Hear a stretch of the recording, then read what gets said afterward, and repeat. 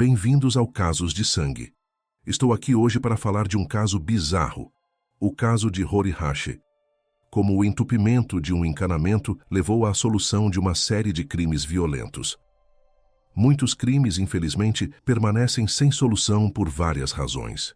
Segundo especialistas forenses, isso frequentemente acontece se nem todas as teorias forem consideradas ou se uma das teorias não foi totalmente explorada.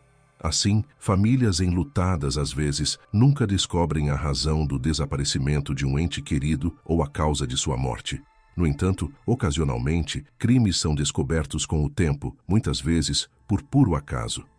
A investigação do crime contra a adolescente Horihashi começou com uma ligação para um encanador, devido a um entupimento de esgoto, o que levou à descoberta de vários atos brutais contra meninas em idade escolar. Este caso causou bastante alvoroço, e o criminoso detido foi considerado culpado em uma atrocidade semelhante que aconteceu 10 anos antes. Embora muitos acreditassem que a polícia havia capturado um verdadeiro predador em série que visava mulheres jovens, apenas 2 incidentes foram comprovados com grande dificuldade, apesar da presença de amplas evidências. Torso não identificado dentro d'água. Em 11 de setembro de 2017, na cidade canadense de Oshawa, Ontário, um pescador local avistou algo horripilante no porto da cidade. Flutuando na água estava um torso humano severamente desfigurado e em decomposição. O homem imediatamente relatou sua descoberta à polícia e os restos mortais foram logo recuperados e levados ao serviço médico forense para identificação e exames necessários. Os especialistas enfrentaram imediatamente dificuldades para identificar o corpo. Faltavam membros e cabeça, e estava praticamente eviscerado. Eles conseguiram determinar apenas que os restos pertenciam a uma jovem mulher com idade entre 18 e 25 anos. Era impossível identificar a vítima por impressões digitais, registros dentários ou características distintivas.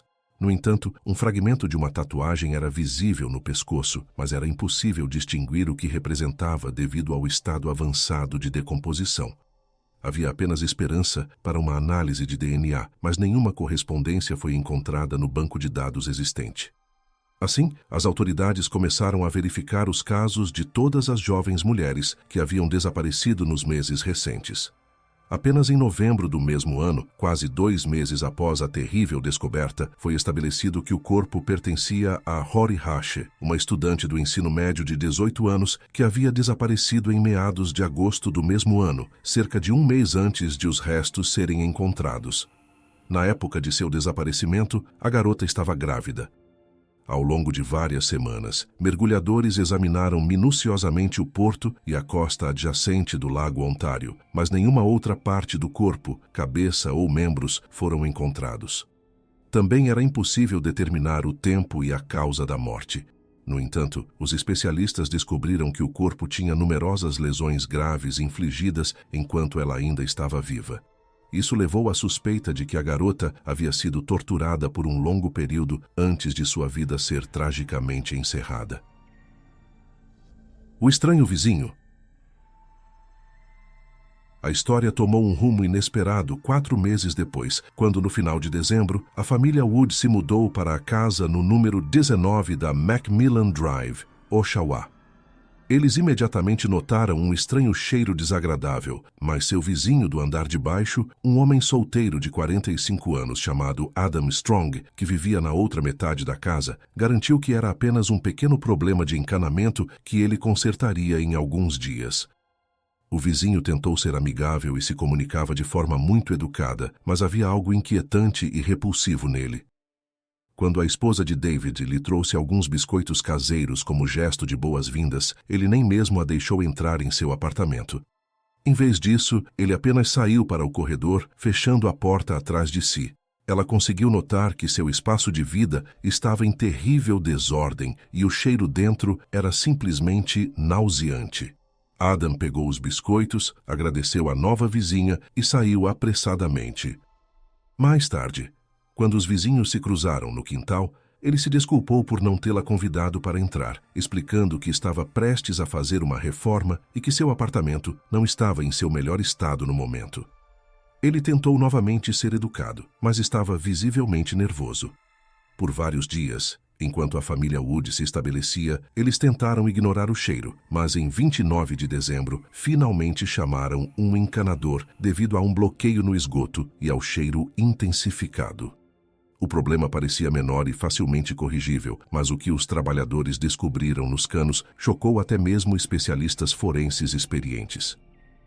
Partes do corpo no esgoto e uma cabeça na geladeira. O encanador chamado Sean Fenn, junto com seu parceiro, começou a limpar o bloqueio no apartamento da família Wood. Acostumados a odores desagradáveis, eles ficaram surpresos com o quão terrível era o cheiro lá dentro. Logo perceberam que precisavam olhar um andar abaixo e desceram para o apartamento de Strong.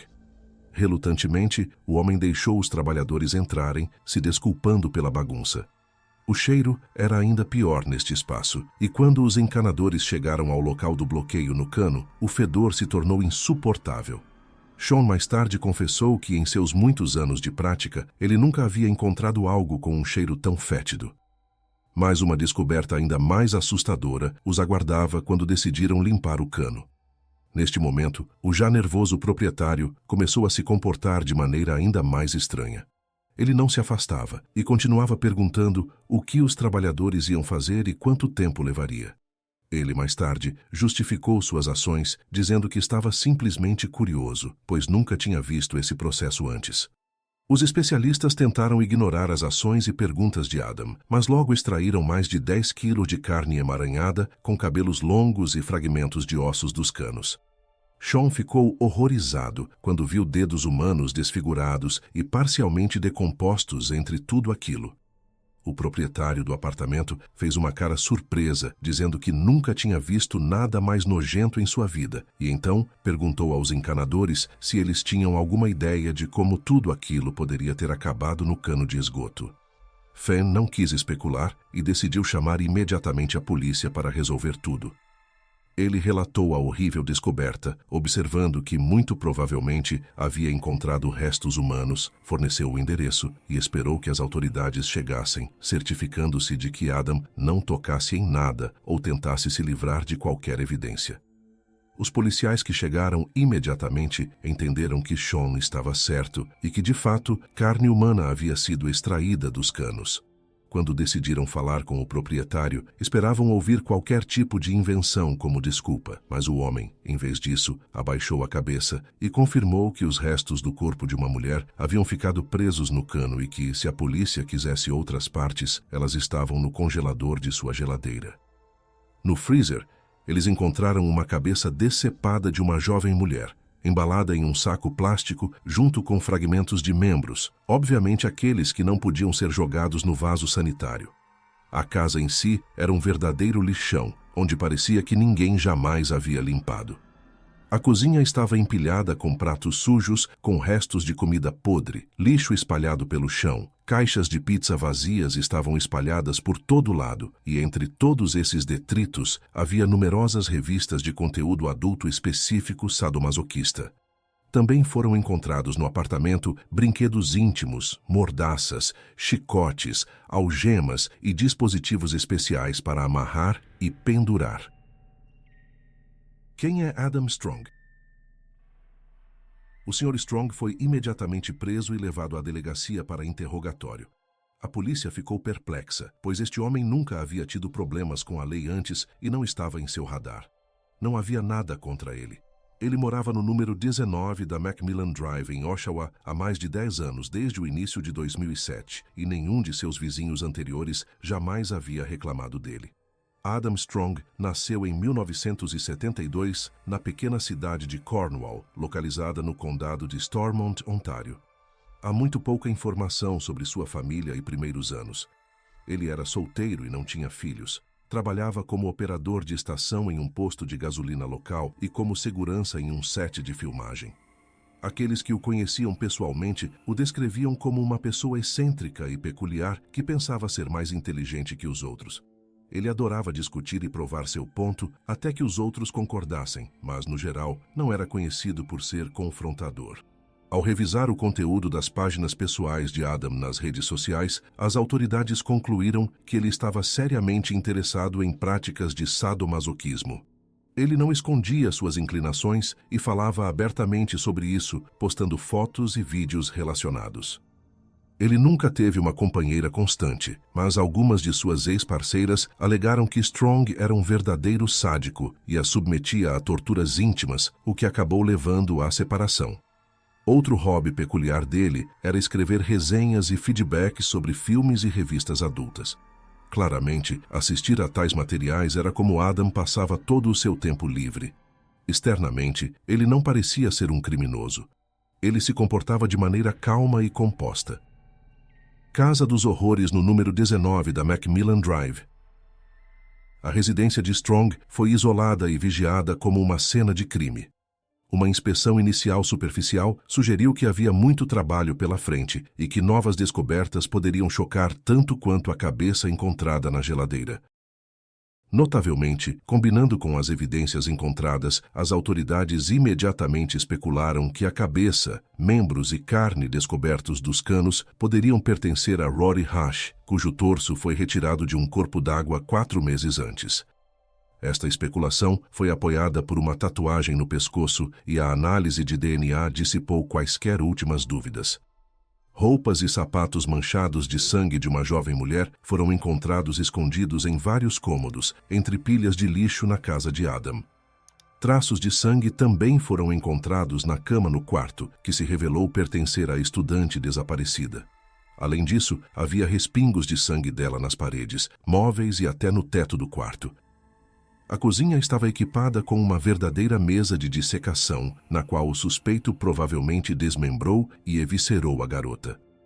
Traços de sangue, partículas de pele, cabelos e fragmentos de ossos estavam por toda parte, criando uma visão horripilante que provocava náuseas naqueles que a inspecionavam. O banheiro também estava em condições completamente anti-higiênicas. Sujeira, sangue e sinais de atos brutais estavam por toda parte. O vaso sanitário estava desmontado e jogado em um canto em meio ao lixo. Claramente, Strong havia tentado se livrar do corpo jogando-o no esgoto em partes e, quando percebeu que havia um bloqueio, tentou consertá-lo sozinho, mas falhou. Além disso, uma grande variedade de armas afiadas foi encontrada na casa, que provavelmente foram usadas por Adam para desmembrar o corpo da garota. Algumas facas ainda estavam manchadas com o sangue dela. Traços de sêmen do proprietário do apartamento também foram encontrados nos fragmentos do corpo recuperados da geladeira. Quem era Rory Hash? Vamos mergulhar em quem era a vítima, como ela acabou na casa de seu perpetrador e o que aconteceu com ela. Rory Hash nasceu em 9 de julho de 1999 em Oshawa e era filha única de uma mulher chamada Shannon Dion. Seu pai a abandonou antes de ela nascer e não participou de sua vida. Rory cresceu em uma família bastante peculiar. Seu avô materno foi uma vez o fundador e líder de um clube de motociclistas chamado Satan's Choice e também era conhecido como um talentoso boxeador com fortes conexões com o submundo criminoso. O tio de Rory era membro do clube de motocicletas Hells Angels, levava um estilo de vida ousado e tinha seus próprios problemas legais. Apesar de ter tais parentes, a infância de Rory poderia ser descrita como pacífica e despreocupada. Sua mãe e avó fizeram de tudo para sustentá-la, cercando-a de amor e cuidados. Rory era uma boa aluna, se destacava na dança e até ganhou prêmios em competições. As pessoas a descreviam como uma criança muito inteligente, sensata e de coração aberto. Aos 13 anos, Rory recebeu um prêmio como a melhor cadete do ano em sua unidade local do exército. No entanto, aos 15 anos, ela começou a entrar em uma espiral descendente. Uma amiga a apresentou às drogas e ela rapidamente se tornou dependente. Ela começou a passar mais tempo com companhias duvidosas, negligenciou seus estudos e logo parou de frequentar a escola completamente. Por cerca de um ano, sua família tentou ajudá-la a superar sua dependência, colocando-a em várias clínicas, mas ela recaía cada vez e o ciclo recomeçava. Aos 17 anos, ela fugiu de casa e começou a oferecer serviços íntimos por dinheiro para poder comprar substâncias ilícitas. Foi então que Shannon buscou ajuda de um serviço especializado para adolescentes com dependências, que conseguiu enviar Rory para tratamento obrigatório. Os esforços não foram em vão, e Rory eventualmente retornou a uma vida normal. Ela encontrou trabalho como vendedora em uma loja local e estudava remotamente para passar em seus exames e obter um diploma do ensino médio com esperanças de frequentar a faculdade no futuro. Além disso, Rory iniciou um relacionamento sério com um rapaz chamado Anthony, e na primavera de 2017, eles decidiram morar juntos. Em junho de 2017, ela informou sua mãe que estava grávida e planejava manter o bebê. Rory estava com quase 18 anos e era madura o suficiente, então sua mãe apoiou sua decisão. No entanto, Shannon não sabia que sua filha havia voltado a usar substâncias ilícitas. Em meados de agosto, Rory se encontrou com o policial local Christopher Crane em um shopping center. Crane havia monitorado sua situação nos últimos 18 meses, garantindo que ela não voltasse para más companhias. Naquele dia, Rory confessou a ele que havia recaído no uso de drogas e tinha perdido seu emprego um mês antes, concordando com trocas íntimas por dinheiro ou uma dose. Crane ficou profundamente preocupado com sua confissão. Ele prometeu ajudar e pediu que ela esperasse alguns minutos enquanto ele se afastava para ligar urgentemente para um serviço para providenciar a hospitalização de Rory. No entanto, quando ele retornou, Rory havia desaparecido e o policial não conseguiu encontrá-la. No dia seguinte, a mãe e o tio de Rory a levaram ao hospital depois de encontrá-la inconsciente, devido ao uso de substâncias. Por algum motivo, os parentes não ficaram com ela, mas a deixaram na fila da emergência e saíram por cerca de 1 hora. Ao retornarem, descobriram que ela havia desaparecido e nunca mais foi vista viva novamente. As imagens de vigilância mostraram que ela simplesmente se levantou, caminhou até a saída e deixou o hospital. Sua família registrou um boletim de pessoa desaparecida no dia seguinte, mas apesar de extensas buscas e da rápida disseminação de informações nas redes sociais, nenhum vestígio dela foi encontrado. Embora nunca tenha sido definitivamente estabelecido como ela acabou na casa de Strong, é mais provável que sua necessidade desesperada por drogas a tenha levado até lá para fornecer serviços íntimos ao homem. A investigação começa. Após Adam informar imediatamente a polícia sobre a localização das partes restantes do corpo, os investigadores esperavam que ele começasse a confessar. No entanto, uma vez na delegacia, ele se tornou retraído e se recusou a responder perguntas. Ele permaneceu calmo e não admitiu nenhum ato ilícito. Como não havia evidências diretas ligando-o à morte da garota, ele foi acusado apenas de profanação de um corpo. Apesar dos esforços de seu advogado, o detido teve a fiança negada e permaneceu na prisão aguardando o julgamento. Os investigadores não sabiam como abordá-lo efetivamente e tentaram provocar uma resposta emocional para fazê-lo se revelar durante o interrogatório. No entanto, Strong não era facilmente manipulado e evitava cuidadosamente perguntas sobre como Hash acabou em sua casa e o que ele fez com ela. Enquanto isso, ele falava voluntariamente sobre seu amor por armas brancas e sua extensa coleção de facas. As buscas continuaram na casa de Adam e em um quarto escondida em um armário foi encontrada uma faca de caça suja com fragmentos de pele seca que pareciam ser humanos. Testes de DNA revelaram que as amostras da faca não correspondiam a Rory, mas pertenciam a outro indivíduo. A identificação da pessoa levou vários meses, mas em julho de 2017 ficou claro que os vestígios na arma eram de uma jovem mulher chamada Candice Fitzpatrick, que havia desaparecido cerca de 10 anos antes. Quem era a primeira vítima? Candice Fitzpatrick tinha muito em comum com Rory Hash. Esta adolescente também lutava contra a dependência de substâncias e problemas legais. Cresceu em uma família conturbada, frequentemente fugia de casa e desaparecia por meses, vivendo com conhecidos e se sustentando trocando seu corpo por dinheiro e substâncias ilícitas. Ela nasceu em 1989 e tinha 18 anos na época de seu desaparecimento. Sua família não percebeu imediatamente seu desaparecimento e só o relatou quase 2 anos depois, quando já era tarde demais para encontrar quaisquer pistas. Além disso, seu estilo de vida e círculo social levaram muitos a presumir que ela poderia ter acabado em qualquer lugar. Por 10 anos, os pais de Candice acreditaram que ela havia fugido, mas esperavam que ela eventualmente retornasse. No entanto, as notícias das autoridades em 2018 destruíram suas esperanças de ver sua filha viva novamente. É notável que ambas as vítimas do suspeito tivessem a mesma idade e uma semelhança impressionante uma com a outra. Elas pareciam quase irmãs. Isso levou à crença de que a polícia havia detido um predador em série e que Fitzpatrick e Hash não eram suas únicas vítimas. No entanto, apenas os restos mortais da última foram encontrados. O criminoso audacioso. Quando questionado sobre a segunda mulher, Strong inesperadamente decidiu negociar. Ele reconheceu sua situação séria e expressou disposição para cooperar, mas apenas em troca de condições de vida mais confortáveis. Ele exigiu uma cela privada, uma TV grande, acesso à internet e até especificou um menu de suas refeições preferidas. Os oficiais da lei ficaram indignados com sua audácia, mas cederam para obter as informações. Adam começou sua história recontando sua infância difícil, detalhando como ele havia sido abusado por seu padrasto desde os 5 anos de idade e como começou a torturar e tirar a vida de animais desde os 7 anos, encontrando prazer físico nesses atos.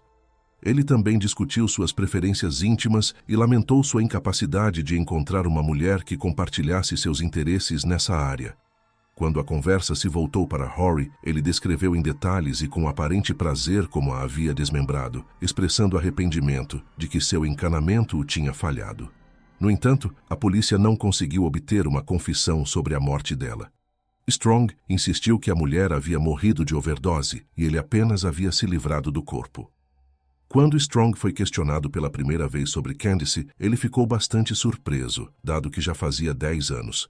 Ele tentou descobrir como a polícia havia descoberto sobre ela. Ao ouvir sobre os pedaços de carne presos a uma faca antiga, ele ficou sombrio e lamentou não ter tomado melhores precauções para garantir sua própria segurança. Ele confirmou que havia conhecido a mulher, mas alegou que não tinha tirado sua vida. No entanto, as evidências encontradas não apoiavam suas alegações. Acidentalmente se incriminou.